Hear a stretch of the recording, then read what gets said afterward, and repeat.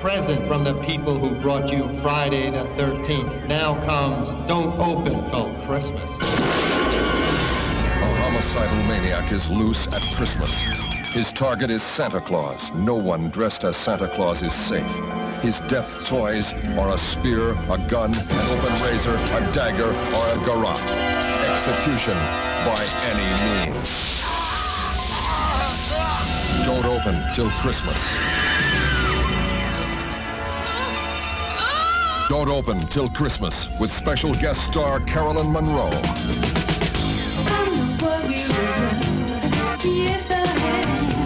open till Christmas. So, Santa, did you bring me any presents?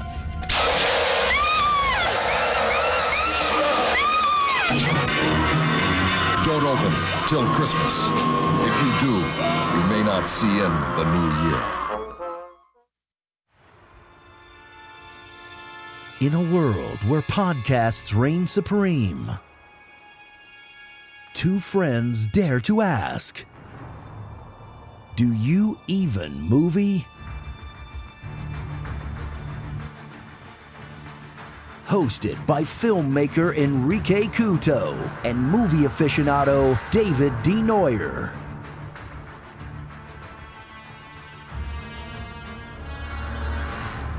Spoiler alert.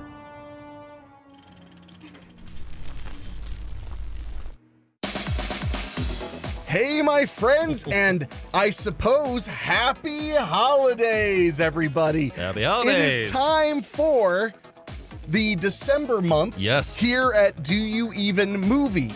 And if you're not listening to them around that holiday season, then you're a hateful person, and we don't stand by you whatsoever. I am your host, Henrique David, here with my good buddy and co-host, David Denoyer Esquiresons. Greetings. That's not even words. And happy holidays once again.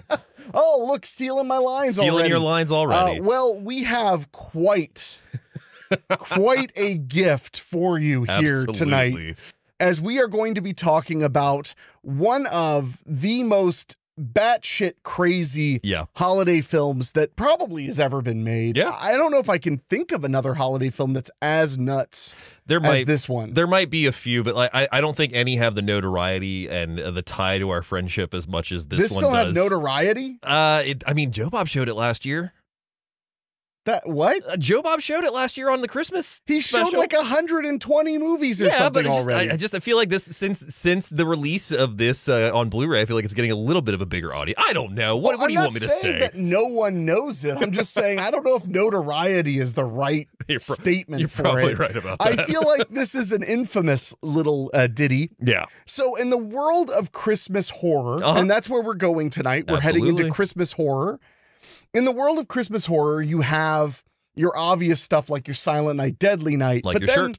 But then if you dive in to the less mainstream movies, the ones that you would see late at night on cable or on a weird, questionable streaming app, that's when you get into stuff like you get your Silent Night, Bloody Nights, and you get your Don't Open Till Christmases. Yes, you do. Who, for all intensive purposes, Don't Open Till Christmas is public domain as far as we could tell, because it's available everywhere. Yeah. I mean, anywhere you watch movies is probably going to have some iteration of it. Absolutely. But this new Blu-ray looks amazing. Incredible. So that's one of the reasons we've been re-enjoying it, is that we've been able to actually see the detail, to see the magic that is magic, he says. This film is something, okay? That it is. We're going to dive into Don't Open Till Christmas. Also, this is one of those foreign production movies where you're just watching it, and as you're watching it, you're like, okay, how did we get here? Yeah. But that's actually kind of one of the big charming elements of Don't Open Till Christmas. The first time I saw Don't Open Till Christmas was on a 50-pack of movies that I bought at like Best Buy. And I saw that title and went, Christmas. So I put that on, and there you have it. So what about you, Double D? So do you remember, I think it was back in the tail end of December for 2013, probably, if not 2012, when Anchor Bay finally re-released Silent Night, Deadly Night double pack of 1 and 2 together. Of course, I remember to coincide that. with the release of Silent Night, the remake at the time. That was when I kind of went into a Christmas tailspin, and I was getting into a tailspin. I was a manager at the store I worked at the time, which was a media store, and I had access to special orders because of that. So I just kind of went down a barrage list of Christmas horror that I hadn't seen, and a barrage list. Yes. That's not a thing. I don't know. Just don't you listen to me, all right? Never. So I went down a rabbit hole of Christmas titles, and one of the peak ones was Don't Open Till Christmas, because it had been released on Blu-ray or on DVD by Mondo Macabro for at least like 5, maybe a little longer than that, years before. Something like that, yeah. And as to my knowledge, I was under the impression it was out of print, and this was kind of before I really had insight into Amazon and being able to like really dive deep into what was out of print and what was just harder to find, I guess is the best way to put that. Sure. So special orders went on to it. There was the Mondo Macabro release of Don't Open Till Christmas, so it was on back order, so I just would hit order on those because, you know, either they came in or they didn't. And one year it came in, and I watched it, and I remember I was living at my uncle's house at the time, and he came down right at the ending, and he's like, "Is this Don't Open Till Christmas?" And I was like, "There's a reason I live with you." But it was just one of those movies that I immediately latched onto because I'm a huge slasher fan. You know this, and we've watched many a slasher films on your screen. And I'm such a sucker for Christmas horror, and there's so much more bad than there is good that it's kind of nice to get one right in the middle. In Christmas horror, there's more bad than there is good? This is news to me, everybody. Literally on my memories today, it popped up that like 6 or 7 years ago, you and I today were watching Mother Krampus and Red Christmas. Wow. Yeah. That was quite a double feature. That was quite a double feature indeed. Yeah. But yeah, it's no Don't Open Till Christmas. No, it's not. But so Don't Open Till Christmas, this was made in 1984, or at least released in 1984. Yeah. We're going to get into some of the interesting elements of its production and distribution. But why don't you run down the pertinent deets? All right. So we were talking about Don't Open Till Christmas, the release date of 1984, 86-minute runtime with an R rating and a hard R rating at that too. The director, does it say hard R? It does not say hard R. I was gonna say, but no. This film is interesting because you're gonna hear me say this now. This film technically has 3 directors, but our first director is Edmund Purdom, and if you might know that name, it's either because you're either a Pieces fan or one of my favorites from Joe D'Amato, Absurd. The man was he was famous before that, David. Yeah, I know, but our audience in particular. Maybe.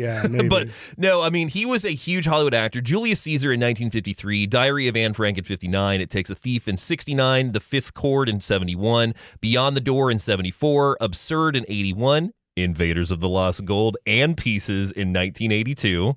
Invaders of the Lost Gold, the only film where I was promised cannibals and did not get any cannibals. So Severin put out Invaders of the Lost Gold about a year ago it was a combo release. Was it Joe D'Amato or who is it that did Strike Commando? Strike Commando, that sounds like D'Amato. Yeah, D'Amato, I think, did Strike Commando and Strike Commando 2, and they coincided that release with Invaders of the Lost Gold, which was a basic loose remake of The Treasure of Sierra Madre that was done in the Philippines, and you had Edmund Purdom in it, and it was directed by the second director on this, which is Alan Berkshaw. But anyway, the reason Henrique brings that up is because for some reason when I got that title, I decided that there were cannibals in it. Something I had read. It was not on the box cover or anything. No, it was not. It was just somehow it got into David's mind. It was probably just because of the fact that there are tribal warriors in it in the opening, and I just kind of linked those two together because Joe D'Amato did those cannibal films as well. David is quite the colonialist, isn't he? Purdom also did 2019 After the Fall of New York. He was in Titanic, The Legend Goes On in 2000, that cartoon with the Titanic that John Tron did. And on. The writer on this film and second director is Derek Ford. He was the director and writer on a film called Swappers in 1970, Keep It Up, Jack in 74, Diversions in 76, and then back to Alan Berkshaw. He is our final and third director and writer on the film. He did Killer's Moon in 1978, Invaders of the Lost Gold in 82, Don't Open Till Christmas in 84. He was the director director of The House of Usher in '89, that the one that you and Morgan watched. Oh, the one that was in South Africa. Yeah. Okay. And he also did quite a film. Yeah, Mask of the Red Death in '89 as well. So he did both of those. Both of those, and those are actually not bad. One of them, which one had Frank Stallone? I don't remember. I think that's Mask. Yeah, Mask. And then finally, the name that we're going to talk in regards to production is our producer, Dick Randall. And Dick Randall... And boy, was he Randall. Dick Randall is the epitome of an old Hollywood type. He is featured on the disc in a making of segment called Making a Horror Film that I'll talk a little bit more out towards the end. But he was a big Hollywood type, big producer. He produced such films, directed and produced such films as Frankenstein's Castle of Freaks in 1974, The Girl in Room 2A in 74 as well, The Real Bruce Lee in 77. Which did not feature the real Bruce Lee. It did not. Whatsoever. Escape from Women's Prison in 78, The Clones of Bruce Lee in 1980. That Pieces, one also did not feature any semblance of a real Bruce Lee. Pieces in 82, Invaders of the Lost Gold in 82, and one of my personal favorites, Slaughter High in 1986, baby.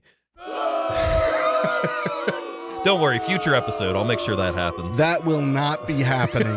But anyway, Randall is credited for bringing kung fu movies to the West. He was a big-time producer. He produced over 60 films in his lifetime, and everybody has nothing but nice things to say about him. Not me. Bonus. I have a lot of bad things to say about that guy. Let me tell y'all. But no, a lot of interesting characters behind the film, but the film itself. So, Henrique, here is the synopsis on the back of the Vinegar Syndrome Blu-ray. It says, okay, it is just days before Christmas in London, but not everyone is full of good cheer as a maniac with a pathological hatred of Santa Claus stalks the streets, butchering any man that's unlikely enough to be wandering around dressed as old Saint Nick. Unlikely enough? That's what it says. Okay. Unlucky enough. Nope, you're right. Not restricting himself to any one method of murder, this twisted killer dishes out stabbings, gunshots, a castration, and even burns the face of one poor Santa on his own roasting chestnuts. As the bodies of slaughtered Father Christmases pile up, Chief Inspector Harris finds himself under increasing pressure to crack the case before the holiday is canceled for good. My synopsis, the serial killer is killing Santa Clauses in London at Christmas time. I mean, I feel like you could have done it in less words somehow. You could have been like, Santa death. And before we get really into this movie, because we do have to spoil basically everything about this movie in order to talk about it. We spoil everything. That's the whole point of the show. Exactly. Spoiler alert. There we go. So this movie is currently available on streaming. In particular, you can find it on Shudder, but also you can get a DVD or Blu-ray available on Amazon, pretty readily available. And you can check your multi-horror packs if you have those, because as Henrique said, this is public domain, so it is featured on a lot of those sets as well. So this movie, I mean, where do we start? Well, we could start at the beginning. Let's start at the beginning. All right. So let's talk about our casting. So we already mentioned Purdom. He's just a namesake in regards of old Hollywood, and he did a lot of horror films toward the tail end of his career. He was kind of chased out of Hollywood because he unfortunately had an affair with a big Hollywood producer's wife. Do you think he felt it was unfortunately? Do you think he was upset about it, or do you think he was happy as a pig in shit? I do not think so. But this film had a lot of troubled production with Purdom in mind, and that starts with him taking over he started the production in 1982. Right. And if you watch The Making of a Horror Movie, which is like a 52-minute little extra on the Vincent disc that was also on the Macabro disc as well, you can kind of see, and Berkshaw even says it in his interview on the disc as well, Purdom was really well-rounded in regards to his Hollywood knowledge and just being able to do stuff behind the camera as well as in front of. But by this point in his career, he had kind of gotten a little bit of a god complex. Well, he had been kind of expelled from Hollywood. Yeah. And now he was a big fish in a very small pond again. Of course, he had family in Europe, I believe, is why he wound up out that way. That is correct. Was Pieces the first one they roped him into? I believe so, because Pieces was in 82, so that would have been following this. So it would have been... Then no. Well, no, Pieces was 82. Don't Up Till Christmas is 84, technically, when it gets released. Okay. So he finishes Pieces, but before that is Absurd in 81, and then Invaders of the Lost Gold in 82. So Pieces and Invaders of the Lost Gold coincide the same year. Okay, I gotcha. And it starts the same year production as Don't Open Till Christmas as well. So it wasn't uncommon for these international productions to snap up a name talent because they needed every edge they could get. Yeah. So hearing a guy like him, even if as you're listening to this, you're thinking, I don't know who Edmund Purdom is, the fact that anybody knew who he was a huge victory for these small overseas productions. Absolutely. So it makes sense that they'd snap him up and they'd cast him in a bunch of stuff. They'd pay him as much as they could afford. in these days, it was very common to make a film, an Italian film especially, and try to sell it as an American film. Yeah. Because American films sold better not only in America, but everywhere else. Everybody wanted American movies because the understanding was that's where you go to get great films. You go to America. Yeah. So they work with Edmund Purdom multiple times. And now, as Don't Open Till Christmas is coming along, they're dangling the carrot in his face of, hey, you can be the director. Yeah. And that is not an uncommon carrot to dangle in front of an actor, especially one that you can't afford to pay a lot of money to. And also directors tend to get a bigger piece of profit sharing, if there is any. Yeah. They tend to be more respected.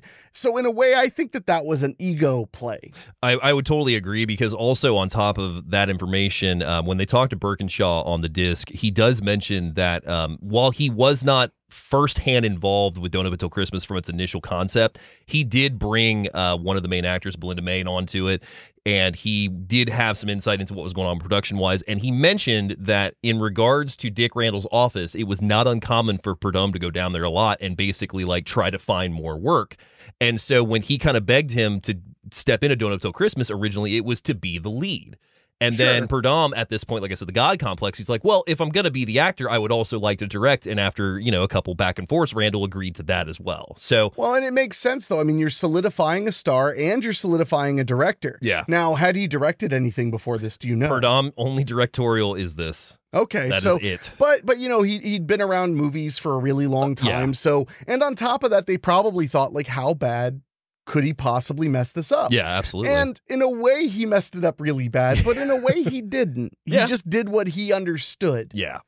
And I mean, his vision of the film, at one point in that behind the scenes, they're filming a scene that we'll talk about in a little more detail, where it was the scene in the Peep Show where they kill the Santa. Purdom even says on camera, when they don't get the shot right and like some blood doesn't get seen, he's like, well, I'm not intending for this movie to be very bloody. And Randall, even behind the scenes, is like, he's like, yeah, we decided to reshoot the scene, and then by that point we also had a new director. Yeah, no, I mean, and that kind of thing happens. Yeah, I mean, I've done deep dives. I mean, I have firsthand experience fixing movies like that. Being hired as what they call the hatchet man. Mm-hmm. And it's a thankless job. This was back in the day when the people involved were actually a little naive, because nowadays, when a movie has so many problems, you need to hire somebody to come in and fix it. Yeah. You don't credit them. Yeah. Because when you credit another writer and another director, in this film, I remember the opening credits said additional scenes by Alan Berkshaw, directed by. That signals to the distributors and to the audience that the film is troubled and that they should assume it's going to suck. Yeah. And I know that's being very direct about it, like assuming it's going to suck, but that's the truth. Yeah. I hatchet man this one flick, and I put more time into that film than I think the original director and editor did combined. I can believe that. I mean, I got a producer credit somewhere on it, but but there was no way, because I had actually fight over the fact that they were crediting like 4 writers before I even got involved. Yeah. I was like, you gotta contact these writers and see if anybody's okay with just getting a story credit or whatever. Now, we're not in the union, so we could do stuff like that. But I was like, we cannot have 4 writers. If we have 4 writers, everybody's gonna know this movie's a mess before they start watching it. And perception is everything. Yeah. I cannot overstate that. I've literally shown short films that I directed to film experts, film professionals, air quote shit. I've shown it to film professionals, and they've been like, wow, that was really great. And then when they find out how cheaply and quickly it was done, magically, it becomes far less impressive. Perception is such a massive element of the film business. Yeah. And people often are in denial of that because it's really unromantic. It's not fun that perception is everything. No.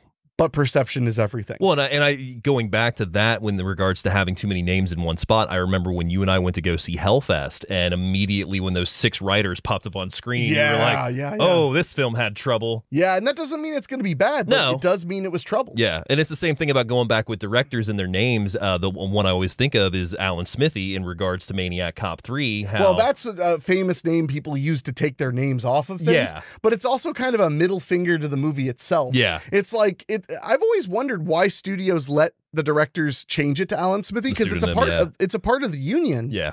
That they can do that, but it's like that's like me doing a project for a producer and then being mad, so I change my name to Sucky Suckerson, or like this movie sucks Smith. Yeah. You know, like I feel like it's an unfair thing to have the audience get a preface that this movie won't be good. It's like, you know, it's like LMB Productions. It's like it's like you're burning the bridge on your way out to make sure nobody else can enjoy it. Yeah. So I always kind of was bummed by that. Although, in their defense, most of the people who throw Alan Smithy on something, it's not because they're not happy with their performance. Yeah. It's because they're unhappy with the way they were managed. And that makes sense. And the way their film was taken from them. Yeah. So I'm not trying to like crap on any filmmakers out there who are like, I don't want to put up with, you know, my name being on whatever. But that's a big thing, especially when you have low budget movies. Perception is such a massive element of 100% everything. So that's why it's like I always get nervous when I see like multiple, right? Like when I see, the worst isn't when you have like 3 writers. It's when you have 3 teams of writers. Yeah. You have so-and-so ampersand Yeah. so-and-so, and then another name, and then another name, and the word and another name. That's a lot of writing teams. That's troublesome indeed. Yeah. So, but now going back to the production of this, so the main story that we have in Don't Up Until Christmas is basically a police procedural where we are following a killer that's going around killing Santa Clauses, and then we are with Edmund Purdom, who's Inspector Harris, and his partner Pal, and they're basically trying to solve the crime, of course, and in doing so, we meet our characters who, the first one that we have is Belinda Main's character, who's Kate, and her boyfriend is, what is his name? I want to mention real quick, calling Don't Open Till Christmas like a police procedural is like calling Wizard of Oz like a murder mystery. That's fair. I mean, that's fair. It is 100% a police procedural. It's meant to be a police procedural. Yeah. It does not turn out as one. No, it does not. No, it does not. So, yeah, we have Kate, who's played by Belinda Main, and we have her boyfriend, Cliff, who is played by Jerry Sundquist, and they are at a Christmas party, and Kate's father is dressed as Father Christmas, and he is called out onto the stage, and he's, you know, working with the crowd and everything, and then all of a sudden, a spear comes out of nowhere, kills him, goes through the back of his head while he has a noisemaker, or what, is that what, I can't remember is that what they're called? It's the little thing that goes shh, out of your mouth. Yeah. And that kicks off essentially the events of Don't Open Till Christmas, because then Purdom is called onto the case with Harris or with Powell, and they are trying to figure out what is going on. And then we have more. The body count just keeps going progressively as the movie goes. Well, keeps going, also a strong word. There's almost no rhyme or reason. It really isn't. Because in the beginning, the kills are so stacked that it's confusing. Like there's one scene after a kill. Yeah. One scene, right? And they're like, oh, we have to find out who killed him. And then it's just nighttime and another Santa's just like existing outside and gets murdered. Yep, that is exactly it. But that was something that I actually found really amusing on this most recent watch, was I was like, it's not paced well. No. It just happens really fast. It's not edited well. It's not paced well. The sound design is probably the worst thing about this movie. Now, before we go further into this. Yes. Is this film good? Oh, boy. No. No. Is this film great? Yes. Oh, yes. Oh, my yes. So I want to make that extremely abundantly clear. This film is so much fun. Yeah. It is absolutely worth your time for the WTF factor. That it is. I mean, that alone. And there are a few movies that Dave and I both love that are WTF factor alone. Oh, yeah. Movies like Nightmare City. Nightmare City. In fact, they're mostly European movies for the most part. Yeah, you're not wrong. I mean, they usually have some strong ties to Italian film or Spanish film or what have you. But this is the only one that's about Christmas. It is the only one. And when we were watching it earlier and we were talking about that, you had mentioned, like, I feel like I remember everything about this movie. Like, I almost feel like we don't have to watch it. I didn't say we don't have to watch it. I did not say that. You felt like we almost didn't have to. Not that we didn't have to. We weren't arguing. Yeah. You were just sharing your opinion, which is often wrong. Often wrong. But no, you were saying, like, I feel like we almost don't need to watch this because we know it so well. And I told you something that now I think needs to be on the record. Okay. I coined the term absurd. What was it? It was absurdity fatigue. Absurdity fatigue. When you have a movie that is as batshit as Don't Open Till Christmas or Nightmare City or Hell of the Living Dead yeah. or one of those films. Rats, A Night of Terror. Rats, A Night of Terror is another good one. I sincerely believe that the human brain gets this thing that I'm calling absurdity fatigue, where you're so overwhelmed by the absurd scene that you remember the whole film is absurd. Yeah. But you forget some of them because you just can't. So you're like, oh yeah, well, the music box explodes, man. That's crazy. And it's like, but do you remember Piccadilly Circus in the Wax Museum? And you're like, God. Oh man, that the London Dungeon. It's literally, the movie is so full of insanity that you won't remember it all. It is. So that's my point. That's my point is that, it's that you'll sit there and be like, well, remember when the guy gets stabbed at the peep show, blah, blah, blah, blah. It's like, what about when he falls off the tower? And you're like, oh yeah, that part too. Like, you're forgetting crazy things. That's how insane this movie really is. Yeah, and I mean, and that goes back again to the fact that they essentially, so Purdom's version of the film, Birkinshaw said was basically like 60-70% done. And then Birkinshaw did the character of Giles Harrison, who was played by Alan Lake. Alan Lake was in Love Story in 64. He was on The Avengers in 68. He was in Madigan in 72. Doctor Who in 78, Heart to Heart. This guy was a little bit of everywhere. He is our red herring, but also not. I mean, a red herring. I mean, no, he can't be a red herring. No, he's just a badly hidden. I guess then Purdom would be the red herring. No, Purdom is a massive red herring. Yeah. Spoiler alert. I think that in this film, I think they kind of based some of Purdom being the red herring on Pieces. I could definitely see that because spoiler on that, but like he's the bad guy and he's a killer in Pieces. Yeah. And sorry, you had 30 fucking years to watch it. 40. But I think that's why they keep like kind of hinting that Purdom is the killer. Yeah. Is because he's the biggest name in the movie. He's the guy that everybody notices when you watch the film. Yeah. And even today, like you'll be watching a TV show or a movie or something, and you'll see somebody like, I'm just random use, but like you're like, hey, Edward Norton's in this. I didn't realize he was in this. And then like 20 minutes later, you're like, oh, he's the killer. Oh, he's the killer. Because Family Guy did the one that was like, oh, Jimmy Smits. Jimmy Smits. Switch. Jimmy Smits. But yeah, Alan Lake, he plays Giles Harrison, who is supposedly working for a newspaper. And you'll notice when you watch the film that Giles shows up immediately. And like Enrique said, you're like, oh, well, there's the killer. Like there is no hiding. It doesn't help that he looks batshit insane. Yeah. From the moment you see him, you're waiting for him to ask about fava beans and a fine Chianti. No, I mean, he seriously shows up. He's just like, hello. Yes. I'm Giles. I work for the newspaper. Murders? I don't know anything. Wouldn't it be nice to solve these murders? And I mean, so we have Giles Harrison introduced, and right off the bat, you can just tell he is. And in doing so with that, Birkinshaw's creation of him into the story makes it so that all his scenes completely put him, usually not with another character if it's only for the one police investigator. He really doesn't interact with anybody else except for the chick at the peep show. Yeah, he interacts with the chick at the peep show. He interacts with the cops. Yeah. But never Purdom, obviously. Yeah, never Purdom. Well, and they make a reason for that. Yeah, so it doesn't. exactly. It's not a cheap thing. The reason he never interacts with Purdom. So yeah, he's just kind of in the periphery. But honestly, it works. It absolutely does. As much as it doesn't work as a mystery. Yeah.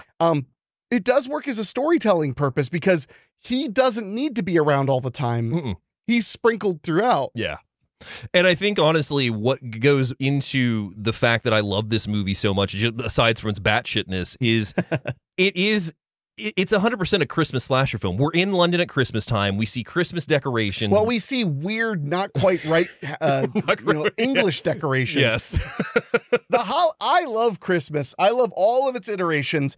England, they're just enough not like us that it's weird. Yeah. Like you'll look at the Christmas outfits and they'll have a hood and you're like, huh, Santa has a hood.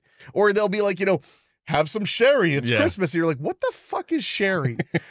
Or they'll be, they wear paper hats on Christmas. And I'm like, that's a New Year's thing. Yeah. Why are they doing that?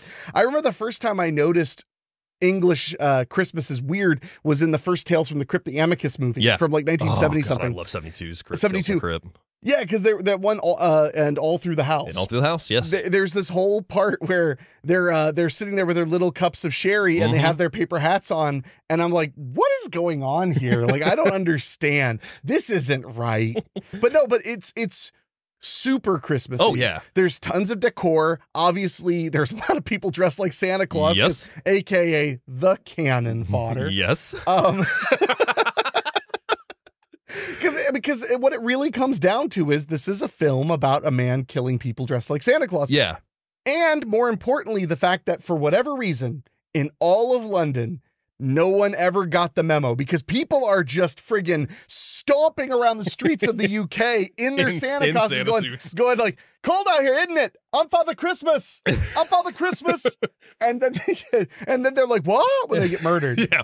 And going into that, we have one beautiful segment that I do want to discuss because you may think like, oh, the fact he's targeting men, well, that's sexist. Don't worry. There is at one point we do have a scare where a woman who is dressed in just a Santa robe is outside and the killer finds her, threatens her with a straight razor, and runs away. That's not true. She's also wearing a pair of black panties. Excuse me. Stop lying to our audience. But no, so Kate and Kate and Cliff are out because Cliff is a flute player for panhandling, so he's just like getting money in the square sometimes, and they're out. Yeah, he performs at Piccadilly Circus. Yeah, and they're out playing one day, and his old buddy Jerry comes up, who's a photographer, and he decides that he wants to offer them the chance to have a photo shoot for Christmas because his two other models canceled. So to keep in mind on this, Kate's father has just been murdered like, what, 2 days ago? In front of her and everyone. So any sight of a Santa anything is just triggering to her. So they get to Jerry's photo shoot, which is in his apartment, and he's dealing with this one chick, and he pulls out this Christmas robe, and of course it upsets her, and she runs off. So then Cliff is with this chick, and they decide that they're going to do some shots, and it gets to the point where they have to go outside. They end up getting locked out. Cliff runs off, leaving her, and then that's when the killer runs up. But the reason he runs off is because there's two cops that are walking the streets. Yes. And he has his arms around the chick, and he's like, she's hitting on him. She's hitting on him, yeah. And he sees the cops and notices her in the Santa robe, and you can't really tell that she's a woman from the back. So he gets panicked that he thinks that they're going to be a couple of gays, as he said. He's like, they're going to think we're a couple of gays. And runs off, leaving her. Well, then she's just naked in the Santa robe and black panties, so she runs off down the street to try and hide from the cops, and in doing so runs into the killer. Nothing happens, and she ends up going home and is arrested for a decent exposure, but gets to go home. And then that's when Purdom goes to see her the next day, and we have one of my all-time favorite lines, which is Purdom walks in the apartment, and he's like, you should have been more careful. It was only the circumstance that you got here. You were arrested for indecent exposure. And she goes, indecent? I'm a professional. And just shows her tits. Yep. So no, and that's a good example of how completely batshit this movie is that you could forget that there's a whole scene with a nude model under a Santa robe that gets basically threatened with a straight razor. Yeah, in the first 15 minutes. But then gets released. Yeah. And the whole indecent, I'm a professional, it's like no one's trying. That's all I got. No one's trying to make the sleaze make sense. Before that, too, Purdom and Powell also go to her apartment. And again, like, this is the day after her dad's been murdered. And she has the line of, my father's just been murdered. I can't concentrate. There are so many one-liners in this movie that are just so great. So from there, we get into the Santa kills. And I mean, just to run down the list, we've got, like I said, a spear through the head in one of them. One shot is a guy that's dressed in a Santa suit, smoking a cigarette, roasting some chestnuts, and then lo and behold he has a chestnut cart. Yeah, chestnut cart. So he's roasting chestnuts to sell on the street. Yes. Dressed as Santa, and it's only been 3 days of Santa Clauses being murdered. Yeah, so I mean, you gotta make a living. It's Christmas time. There's actually a lot of reference to people putting themselves at risk because they want to go back to work. Yes. So I don't know if that's bad writing or if they were trying to say something about the economics of London. Yeah. But a lot of people are like, well, there's a murderer and they're going to want to kill you. And it's like, well, I could go back to work though, right? And all the jobs are public-facing jobs. Too. Yes, they are. It's not like I'm going to go back to work in my office. It's like I'm going to go back to work working at like the Peep Show on the corner. And 90% at night too, for the most part. Like a lot. Like I think most of the murders are at night. So. Well, day and night are just at will in this movie. Basically, it is just night when it needs to be. Period. So he's selling his chestnuts. The guy walks up, and I think he stabs him once, and then puts his head onto the chestnut cart. So his skin just completely starts melting away, and then the whole corpse just catches fire. Well, he pulls seconds. his face off, and he's covered in burns. And then he just flops the body onto the cart and it just bursts into flames. Yeah, and going back to the production of this movie, that poor bastard that had his face decked out with the black makeup for the chestnut murder, he had to take that off for like 3 days. They had to scrub his face to get that off. It took days and days to get the makeup off for like a 20-second scene. I wonder what the hell they used to affix it. I mean, they show the whole process in that making of a horror movie, and Dick Randall even says that his agent called him pissed. I mean, the irony is that as you described to me some of the trivia of this film, that Santa had an agent, but later one of the Santas was just a drunk at a bar, apparently. Yeah, so we have one Santa that's just stumbling down the street drunk, and then all of a sudden he ends up walking up to the killer, who just puts the gun barrel in his mouth and then blows his brains out. Yeah, just shoots his friggin' brains out. So if you're not keeping track by this point, that's 5 deaths in under like the first 20 minutes of this movie. And some of the deaths have like a build-up and suspense, and then others are just, I'm a Santa Claus, gun in your mouth, bang, and your brains are all over the place.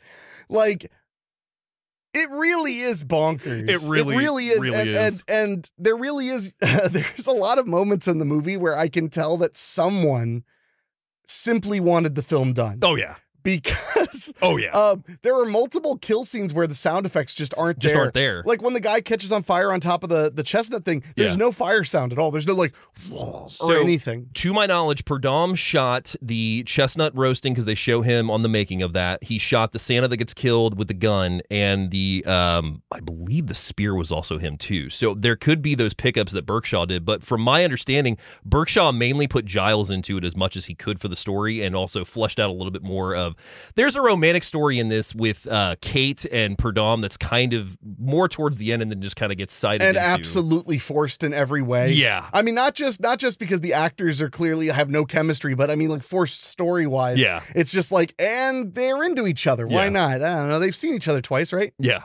So following the gunshot, we go then to a peep show where we meet our essential final girl, who is her name's Sharon, but she's credited as Experience Girl on IMDb. That checks out. And her only other resume was Slaughter High, mind you, too. I'm gonna get it on the show someday. Don't worry. Don't you worry. But anyway, so she works at a peep show. Her name's Kelly Baker, and she's Sharon in the film. She's working at a peep show, and one of the Santas ends up stumbling down the stairs to the peep show, and she starts talking to him, and then that's when the killer comes out and hits him in the neck and kills him, and the blood sprays onto the glass. She runs off, and now she's the witness that we're going to follow essentially the rest of the movie. Yeah, well, which is like maybe 30 minutes. 30 minutes. Yeah, while cutting back and forth between Purdom being weird, yes, and Giles being weirder. Yeah. I actually, that was one of the things I was mentioning when we were watching it too. I sincerely want to know, when did the filmmaker think that the audience figured out Giles was the killer? Because it feels like they thought we didn't know until the creepy scene where they just show him kill a girl. Yeah. But we knew, like, the moment he says hi. I mean, I'll give you a break and say the second scene he was in. Best case scenario. Yeah. That was when people figured it out. So I don't know. I'm really curious when they thought people figured it out. And I mean, for the record too, Giles is unveiled with like 20 minutes of movie left still. Yeah. No, so, they definitely, well, but see, there's one thing I'll say though. Okay. So there's one thing for the I don't know why I'm like going to give you a schooling about film storytelling, but it's about friggin' Don't Open Till Christmas. I love this. But no, there's an important thing to keep in mind about suspense. Mm-hmm. Suspense is all about what you know and what the characters don't. Yeah. So having Giles revealed as the killer to us could then amplify the suspense when he's in scenes with other characters. That is very true. They did not do that. No. He's only with the people he's already planning to kill by then. Yeah. But oftentimes that is the goal when you reveal a killer with like 20 minutes left, is that then the killer is around somebody. Yeah.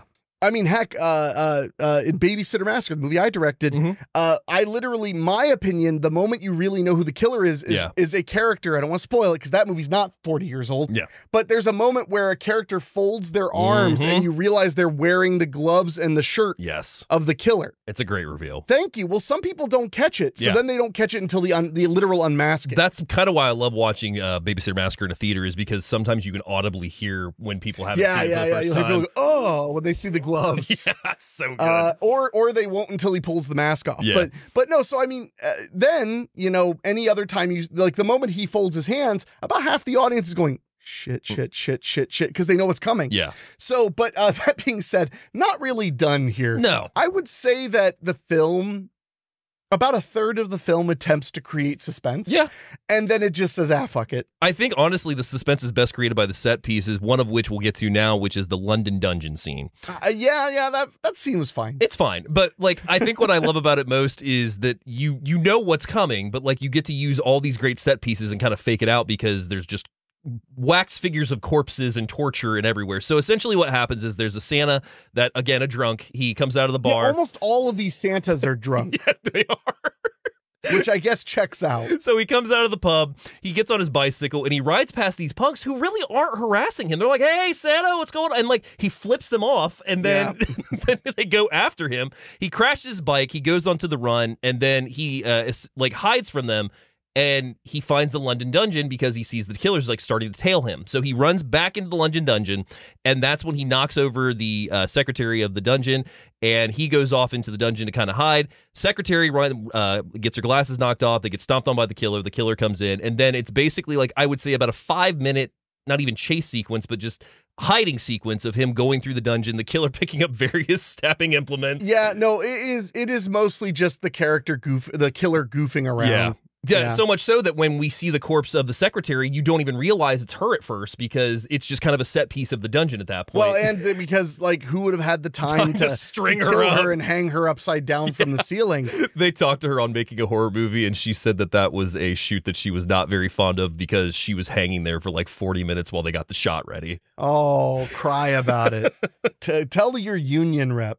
But no, the London dungeon scene is also very relevant because it was the one and only time that a film was ever allowed to shoot in the London dungeon. After that, no film crews further allowed to shoot inside there. I think it's adorable that we're believing they had permission. Yeah, that's also true. Yeah.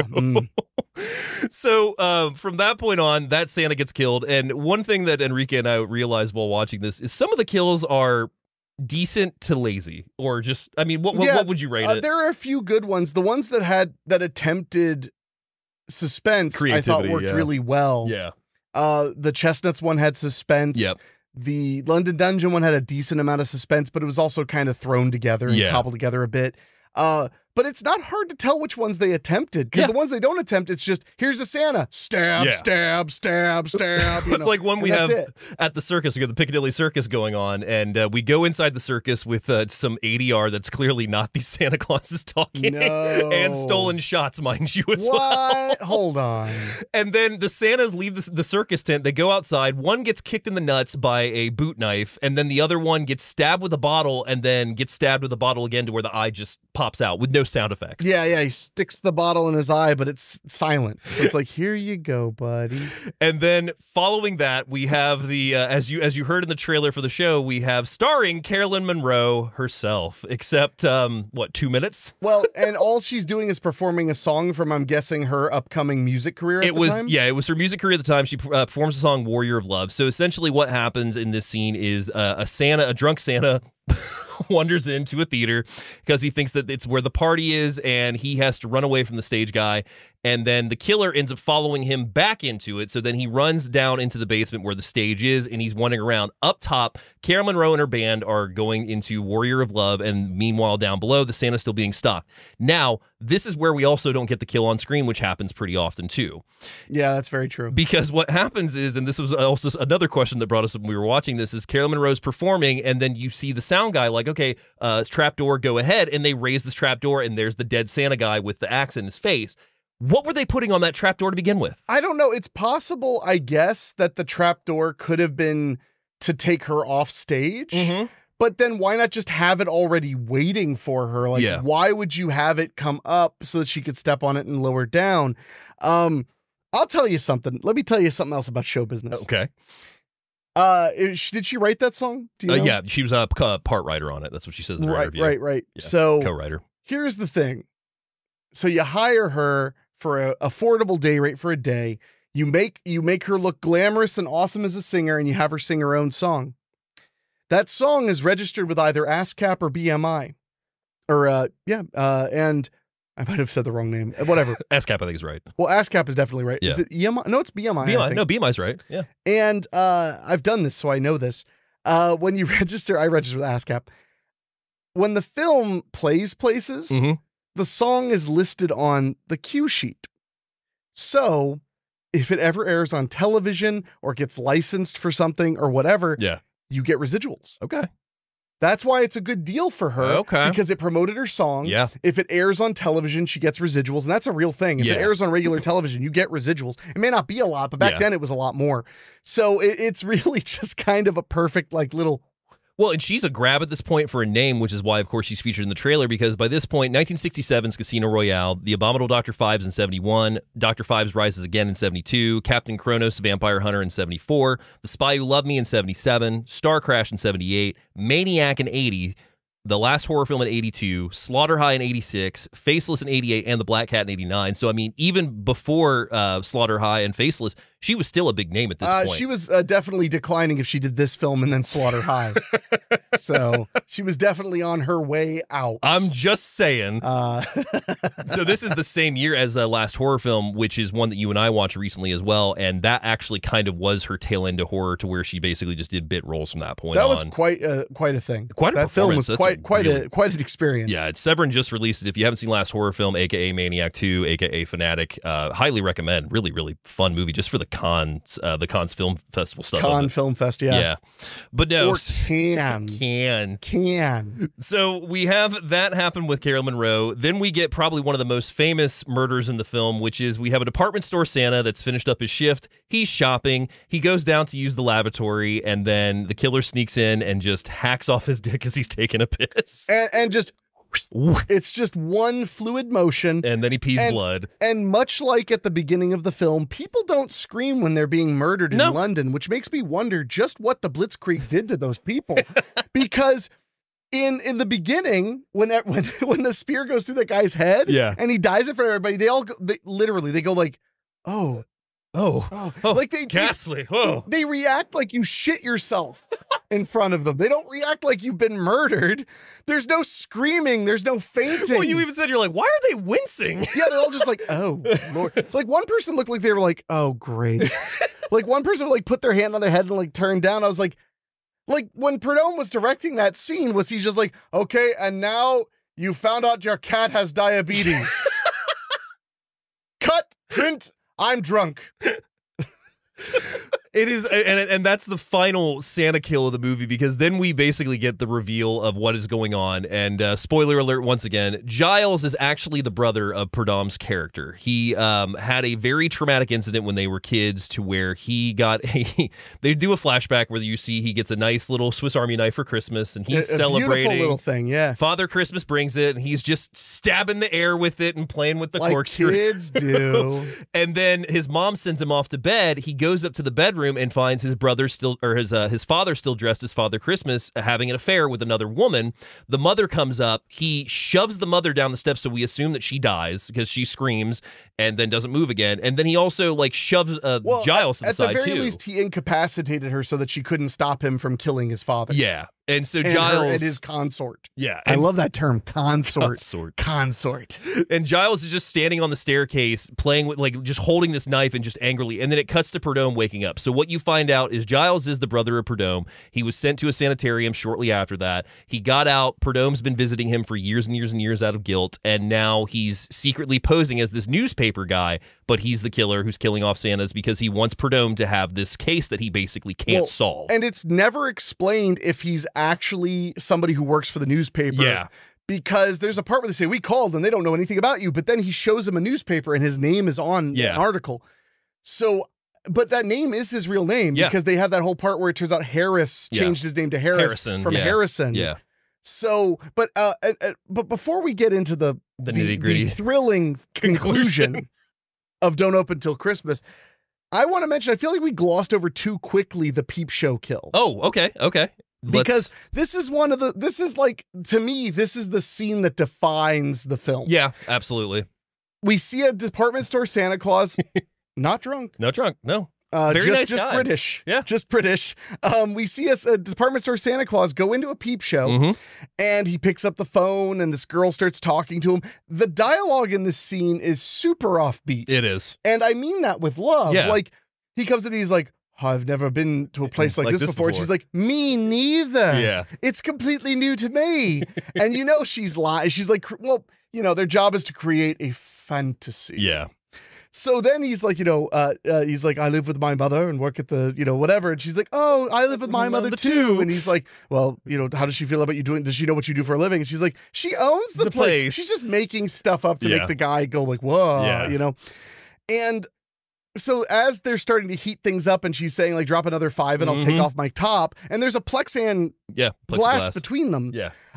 Then all of a sudden he gets stabbed and blood sprays all over it. Now she is established as a character that we get to follow the rest of the movie, which is not long. As we said, it was about 30 minutes away from the ending. So then she goes to the police department. The police are like, hey, you saw the killer's face. He's going to come back for you. So, which is weird because it's like, why did he come back? Why didn't he just kill her then? Yeah. But he's like, he's gonna come back for you. And she's like, oh, I just want to go to work. Can I go to work? And they're like, no, because the killer's gonna come for you. Yeah. So then what does she do? She goes back to work. She goes back to work and the killer comes for her at the work. And it just, so the killer breaks through the glass, kidnaps her. So now. Breaks very easily through the glass, like you pointed out, because he just like puts his hands through it and it just shatters. Yeah. It was like Jason Voorhees in part 3. But so now she's been kidnapped. Yeah. And by the guy who we all know is Giles, but apparently we're not supposed to know he's Giles. Only showing his mouth, even though he does not do anything to hide his voice. It's clearly not him. So then when she is captive and they reveal it's Giles and then he's interacting with her, even then the interactions are weird. Yeah. She does not seem to understand he's going to kill her. Yeah, even though he says it. And she's confused by it, even though she's literally watched him murder someone. Yeah. What is, like, you saw me murder someone, you saw my face. Oh God, what are you going to do? I'm knighting you. Madam Lieberstock. I don't know. Like, what did you think was going to happen? He's going to friggin' off you. And why is he keeping you? Probably because he's a pervert, but I mean, I'm not here to make assumptions. Yeah. Even when he kidnaps her, he even says it's because she sells her body, that she doesn't have respect for herself. He said you saw my face. Yeah, is the big one. But but then he says like you're just like all of them. Yeah. All the women, you sell your body, you sell piece by piece. Yeah. He has a whole monologue that's honestly pretty well delivered. The guy who plays Giles is good. Yeah, Alan Lake is phenomenal. Yeah, he's good. So, but I just want to mention that. So then when she escapes, Okay, well, let's back up for a second. Okay. Yeah. So the whole movie, Kate is trying to figure out obviously what's going on, and she knows that something is up with Purdom's character. Like she knows that Inspector Harris just has something involved with and this. It's that he's sexy. So they end up sharing a nice Christmas dinner together because she finds out that he's been going to Parkland, which is a sanitarium. She goes to visit it. We don't see any of that except her going into it, sitting, and then that's it. So we're kind of left as viewers of what's going on. So then she goes to this nice dinner with Purdom, and not really anything happens except Cliff catches them and goes off angrily. She goes back to her apartment, and Giles has broken in. And he's still given the whole thing of, oh, well, I work for the newspaper, and I'm just here to ask questions. Well, then she realizes that he's the brother because she's put 2 and 2 together at this point. She knows that he's changed his name from Harrison. She knows that Purdom has a brother. So then the phone goes to ring because Pal's calling her. So Giles just straight up strangles her, then kills her. And then that's... strangles her, then kills her. No, strangles her and then stabs her brutally. Yeah. Well, so very brutally. So then Pal goes to her apartment because she doesn't pick up the phone, finds the body. He calls the rest of the inspectors because they've been supposed to watch Purdom, and they're like, well, he hasn't left his apartment all night, which is bullshit because they went to dinner. So that's a lie. Yeah, that's a lie or bad writing. Or bad writing. It had to have been a lie. It could have been a lie, yes. So so then Pal decides that he's going to tail Giles. So he tails him to this auto yard, and he's trying to get after him. And then Giles ends up rigging this car that he's searching to shock and kill Pal. So Pal dies from electrocution. Giles goes back to... In a pretty big cop-out of a death scene compared to all the others. Yeah, a lot of sparks. A lot of sparks in the grinning Giles.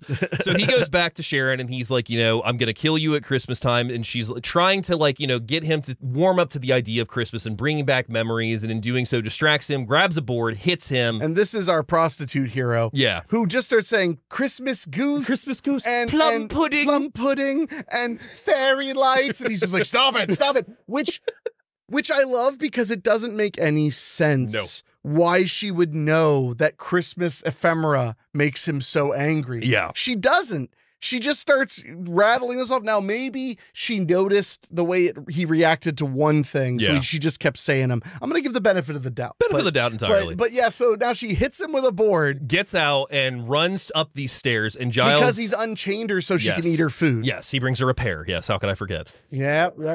So he unchains her, she hits him with a board, runs out the door, and he is... No, she doesn't. The door's locked. Oh, the door's locked. He has the key. Because she says, I need the key to the door. Where's the key? She's either yelling just in general, or she's asking him for asking him where the key is. I mean, she does say, where is the key? Turns around and looks at him, and he pulls it out of his pocket like, oh, here it is. I've had it this entire time. Oh, this key? How did I know you had the key? I guess because you live here or something. Then she runs up to him, gets the key, hits him again, gets out the door, and then they're in the basement of this 3-story building. So they just go running up the steps. Giles is knocking the chain against the railing, tailing her. They get to the top of the steps. He's cornered her where there's no place to run, and then he swings the chain over the railing. She grabs it, pulls the chain, and launches Giles off this 3-story staircase to the bottom. Yeah. And I know what you're thinking. Clearly, Giles is dead. Well, she returns to Giles' body for some fucking reason, which I still don't understand. I mean, I guess you would want to confirm the killer's dead, I guess. Suppose. Yeah. But well, she had to pass by him to go down the stairs out the door, though. So Giles comes back to screaming, and then we cut to Purdom, who's having trouble sleeping in bed. He has the dream that is the flashback of Giles catching his father cheating and killing the mother. And then Purdom goes out to his living room, and this is the ending scene of the film. He lights a cigarette, and the beginning of the film, he received a package that said, don't open till Christmas. We see a mail carrier bring it to him, and then we just see the package sit the rest of the movie. So he picks it up. He sees a note that says, from your loving brother. He opens it up. It's a music box that has a Santa spinning and playing jingle bells, yeah. Jingle bells. And so he goes to light his cigarette. He's sitting down. The music box finishes and then blows up. It just... on his mantle, it explodes massively. Yes. And the way the scene is shown is the best part.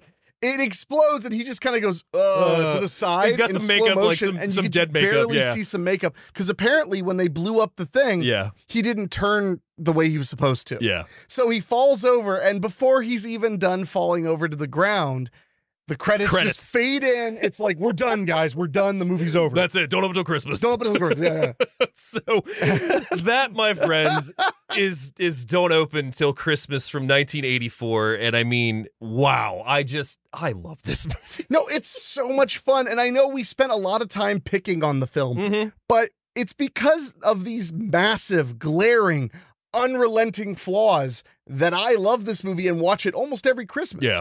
Well, and there's just those little cheeky moments. Like we forgot to mention that Giles, before he unchains Sharon, he's like, "You're not going to escape, are you?" And she's like, "I won't." And then the camera just has to show her. Oh, yeah, she crosses her fingers. She's an adult woman lying to save her life, and she has to cross her fingers. Oh, this is absurdity fatigue. We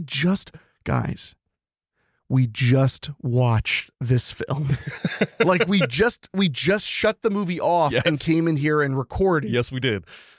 and we were forgetting ridiculous details because that's how outrageous Don't Open Till Christmas is. And I mean, it goes without showing that, like we said, this movie was a troubled production, and I feel like I have a lot of charm for troubled productions because it's you have charm for troubled production. I mean, I find them charming in regards of the fact we still get the movie. Yeah, no, I agree. There are a few good examples. Devil Times 5 is a really good example of a troubled movie that turned out really fun. Yeah. And there are big mainstream examples, Absolutely. too. I can't think of any off the top of my head. I mean, I just did a podcast with our good buddy Birdman over at This Week in Geek on the Maniac Cop series, and Maniac Cop 3 is one of the most, I think, infamous troubled productions for... Yeah.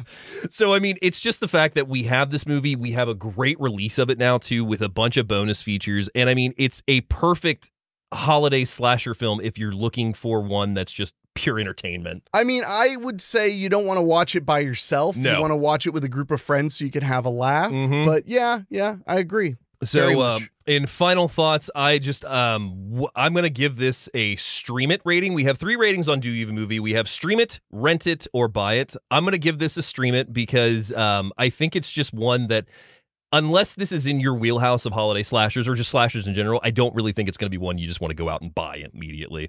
Yeah, I would have to agree with that. If I was going to give it a rating, it would be a stream it as well. Yeah. With a caveat that if you are a big movie nerd weirdo who likes to watch offbeat things every year, you know, if you're somebody who, you know, watches Silent Night, Deadly Night every year, like I do, then you probably want to own it. Yes. But that being said, I mean, with the ease you can stream it, you may as well stream it. Absolutely. So that's my opinion too. And if you want an extra recommendation, if Don't Open Till Christmas isn't enough for you, I do have one that I'm going to bring to the table. And get ready, Enrique. Oh no, I know what it's going to be. To All a Good Night, 1980, directed by David Hess of Last House on the Left and House on the Edge of the Park. This is a film about a group of girls that are finishing school that are planning a party during Christmas break at their house, but their past comes back to haunt them in the form of a killer dressed as Santa Claus. It's a fun one.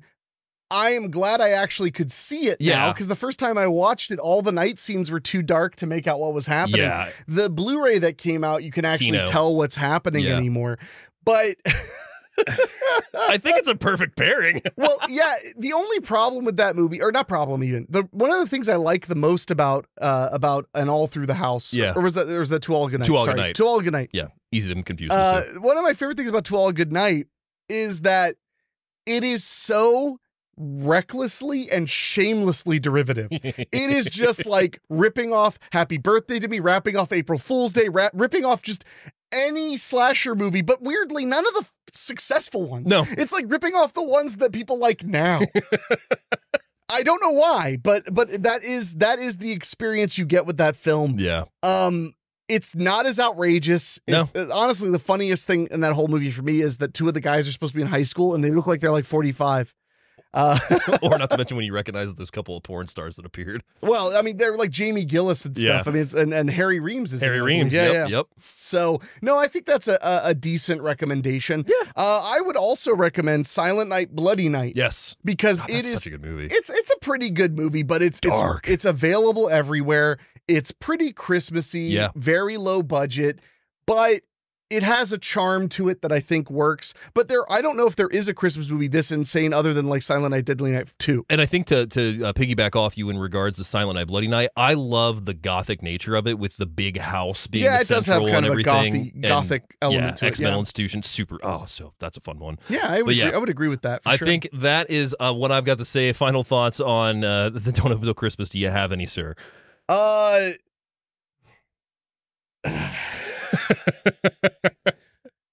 guess my final thought on Don't Open Till Christmas is no matter how many bare breasts you can pay for, no matter how many explosions and squibs you could throw at the audience,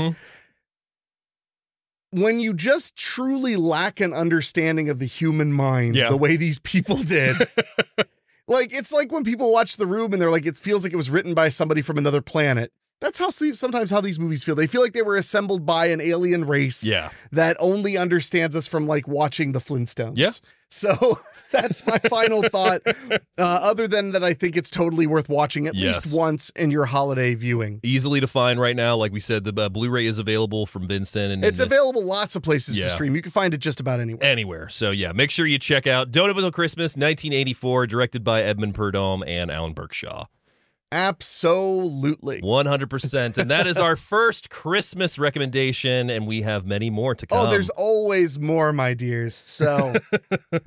But before we get out of here, I want to say thank you to everybody who checked out our first 2 episodes. Yes. It Looks Good Kill and Planes, Trains, and Automobiles. They were really fun episodes to do. And thank you to our Patreon backers. If you want to support the show on Patreon, just go to doyouevenmovie.com and click on Patreon. For $3 a month, you get video episodes of the show without any commercials and a day early. Yes, so, and you can also follow us on Facebook at Do You Even Movie Podcast, as well as Instagram at Do You Even Movie Pod. Yeah, we would love to have you around us or something. You can also email us at doyouevenmoviepod@gmail.com. Perfect. Or contact us at the website. And next week's show, we're going to be covering a film that we discovered that I feel like not enough other people have discovered, called Mercy Christmas. Yes. It is a indie movie from, I think, 2017. 2017, you are correct. And it is it's a strange one. It's a fun one. And I wish more people had seen it. I think it barely has 60 reviews on Amazon. Yeah. It deserves a lot more attention. Yes. So we're going to tell you all about it next week. But until then, all of you be well, stay whatever. And don't dress as Santa Claus in London. For God's sake. Let me just take the Santa hat off. We'll see you guys next week. See you next week. Woo.